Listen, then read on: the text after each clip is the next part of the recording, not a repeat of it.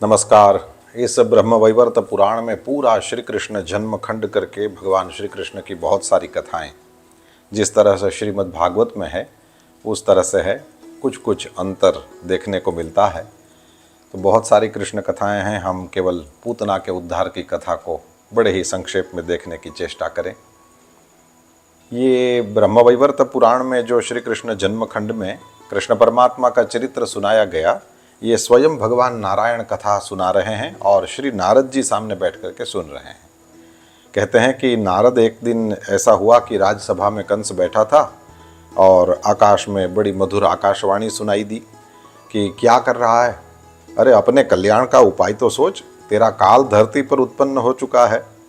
और वसुदेव ने अपने उस बालक को नंद के हाथों में दे दिया और उसकी कन्या ला करके तुझको दे दिया था, और वही श्री हरि अवतीर्ण हुए हैं।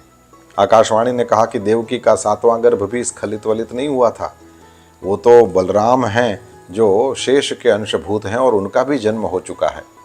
तो इस तरह से ये आकाशवाणी ने कहा तो फिर कंस तो चिंता में पड़ गया। फिर वो पूतना को बुलाता है और कहता है कि तुम जाओ गोकुल में नंद के मंदिर में और वहाँ जाकर के अपने स्तन में विष लगाओ और उस बालक को दे दो, और मेरा ये कार्य तुम शीघ्र से शीघ्र करो।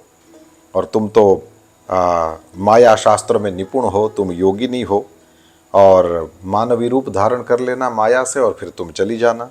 और तुमने तो दुर्वासा से महामंत्र प्राप्त किया है, उसकी दीक्षा ली है, तो तुम सर्वत्र जाने में और सब प्रकार का रूप धारण करने में समर्थ हो।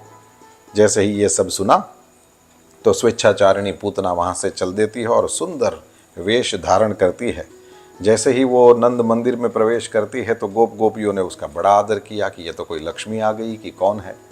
और फिर पूछा कि आप कौन हैं, कहाँ रहती हैं, आपका नाम क्या है आदि आदि। और पूतना कहती है कि मथुरा की रहने वाली गोपी हूँ, एक ब्राह्मण की भार्या हूँ, और किसी से सुना कि नंद जी के बड़ी उम्र में लाला हुआ है, तो ऐसे ही उसको आशीर्वाद देने के लिए और उसको देखने के लिए आई हूँ, और देखूँगी, आशीर्वाद दूँगी, चली जाऊँगी।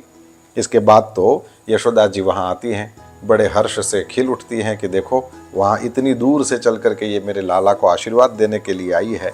फिर उस ब्राह्मणी के रूप में आई हुई पूतना की गोद में अपना लाला दे देती हैं और फिर भगवान श्रीहरि को वो अपना थन देती है। परमात्मा श्रीहरि तो उसके विषैले स्तन को पीते हैं और उसके प्राण को भी पी लेते हैं।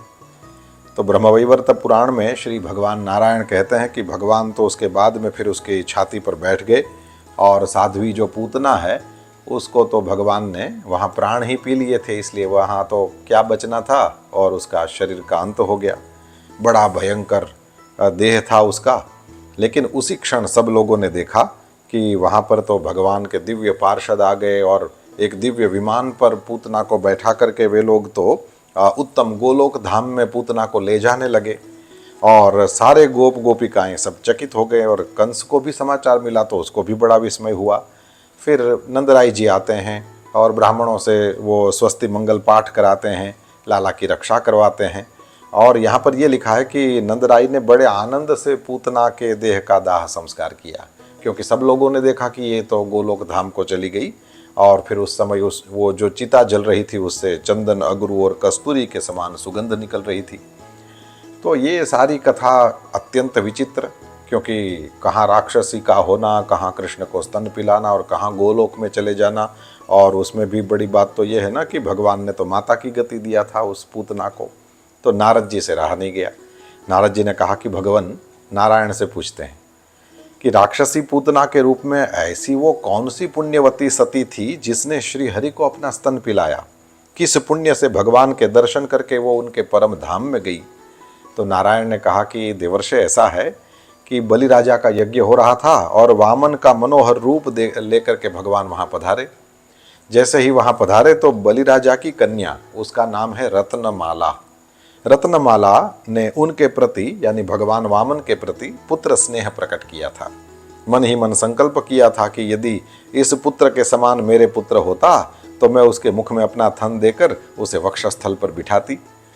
तो भगवान से तो उसका ये मनोरथ छिपा नहीं रहना था। उन्होंने इस प्रकार जन्मांतर में ये पूतना के रूप में वही रत्नमाल आई और जन्मांतर में उसका स्तनपान किया। भक्तों की वांछा पूर्ण करने वाले उन कृपा निधान ने पूतना को, क्योंकि उसकी इच्छा थी कि ये मेरा बेटा बने, तो भगवान ने उस पूतना को माता की गति प्रदान की। मुने, राक्षसी पूतना ने श्री कृष्ण को विष लिपटा हुआ स्तन देकर उस द्वेष भक्ति के द्वारा भी, ये एकदम नया शब्द सुनने को मिल रहा है, द्वेष भक्ति, उसके द्वारा भी माता के समान गति प्राप्त कर ली। ऐसे परम दयालु भगवान श्री कृष्ण को छोड़कर मैं और किसका भजन करूं।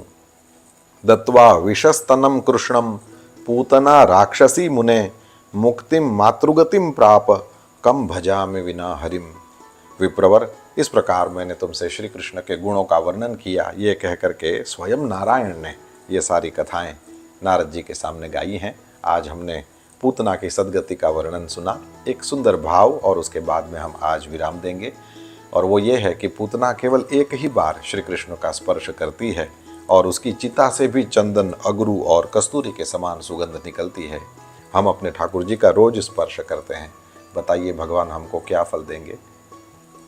आपको प्रणाम।